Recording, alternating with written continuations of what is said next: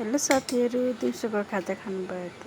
हामी त खाजा खान आँटेको, कराई बसाएँ अनि यता दुध चियाको लागि दुध पनि तताउन बसाउँदैछु।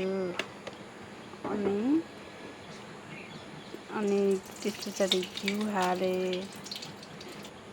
अनि घिउ हालेपछि आज चाहिँ हामी हलुवा खाने भनेर अनि घिउ हालेँ। आधी बटुको दुईजनालाई मात्र हो, त्यही भएर आधी बटुको सुजी अनि सुजीलाई मजाले रातो गरेर सानो टिक्क ग्यास पारेर भुट्नुपर्छ, फेरि डढ्छ। अनि त्यस पछाडि मजाले भुटेँ। यता दुध पनि तात्दै छ चिया खानको लागि, यता सुजी भुटिँदैछ, यता दुध पनि तात्दै छ। अनि त्यस पछाडि त्यसमा चियापत्ती हालेँ, चिया रङ हालेँ। अहिले चिया मसला सकिएको छ, त्यही भएर यता रातो हुने गरी भुट्यो सुजी।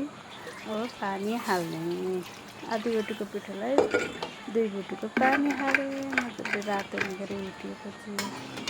अनि त्यस पछाडि पकाउँदा के बिर्सेँ भनेको त चिनी नै हाल्न बिर्सेँ, सक्खरै हाल्न बिर्सेँ। सक्खर पनि हालेँ। त्यस पछाडि यता चियाको कपमा पनि सक्खर हालेँ। यता सुजीलाई मजाले चलाउँदैछु, सक्खर पक्दिने गरी। यता चिया पनि निकाल्दैछु। अनि यता हल्का पुसपास पनि पारिहालेँ, आफ्नो काम त सक्नु पर्यो। अनि यता सुजी र चिया लगेर सासुलाई दिएँ। कस्तो छ भनेको मिठो छ भन्नुभयो। By by.